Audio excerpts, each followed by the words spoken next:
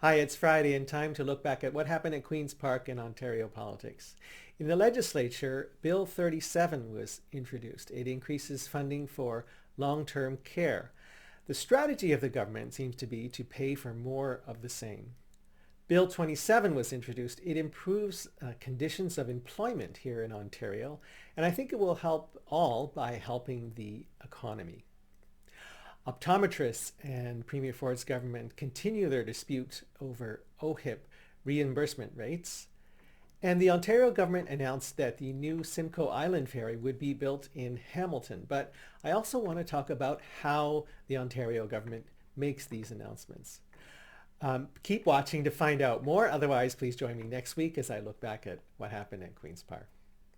The first item is that Bill 37 was introduced in the legislature. It is a plan to improve long-term care in Ontario by spending money to increase the hours of care to 4 hours a day, to build more institutions and beds, have more inspectors, more fines, and also on-the-spot fines. The problem, I would say, is that they're not thinking about the system, how to improve the whole system, because they're really just putting more money into the current system, which is okay in the short term. Some of the things they have not looked at is, what about for-profit homes? Is that the best way to run long-term care homes? The pandemic seemed to indicate that it is not the best way. What about home supports and community-based care? What about helping people stay out of long-term care and reduce costs that way? Because people actually don't want to go to long-term care. The Toronto Star brought up the point that Premier Ford said he would put an iron ring around long-term care, but people got sick and died during the pandemic. So there's a long way to go to remove the fear that people have of going into long-term care and to restore confidence for those people who do need, and their families who do need, long-term care. Bill 27 was introduced. It improves the conditions of employment. It allows skilled immigrants to get credentials more easily. It allows truck and delivery drivers to get to use washrooms at the businesses where they deliver and pick up. It introduces licensing to protect temporary workers against abusive companies. And it outlaws non-compete agreements.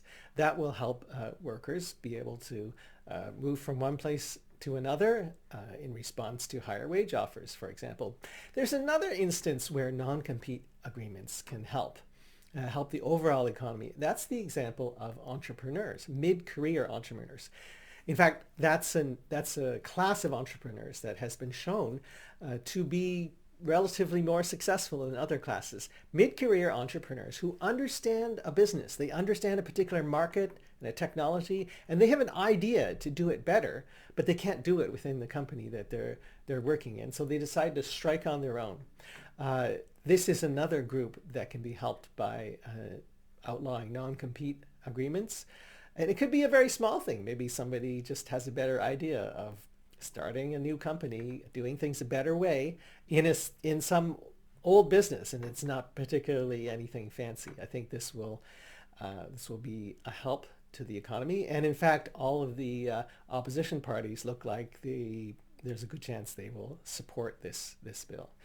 The dispute between optometrists and the Ford government over OHIP reimbursement rates continues. The optometrists want the Ford government to commit to covering the full cost of eye exams before resuming talks.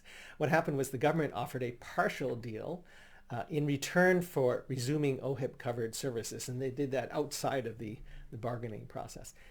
People need eye exams. It's a really important part of your health. And without eye exams, there can be some serious conditions that don't get dealt with. The process needs to be restarted, and I believe that the government should be making the first move. This is something that's really important.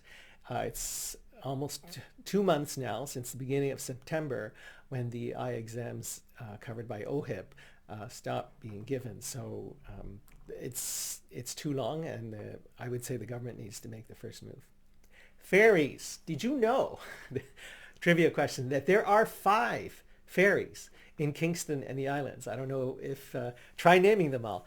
The Ontario government announced that the new $3 million Simcoe Island ferry is going to be built. I took the old one once. So that is great, but I want to comment on the way the Ontario government, the Premier Ford's government, puts out press releases on things like this. The local member of provincial parliament, Ian Arthur, who caucuses with the NDP, he was not in the news reports this week. And that is not his fault. The government press releases are prepared with a quote from a conservative MPP from elsewhere, as well as the minister. And that's not right. That is, in fact, how the Stephen Harper federal government did it, excluding the local MP if they were from a different party. It doesn't have to be that way. And I do remember that the late conservative MP, Gord Brown, from just east of Kingston, would invite me when I attended government announcements. He would invite me to be part of the announcement. He would say, come on up, Ted. This is not what the party told him to do, but he did it anyways.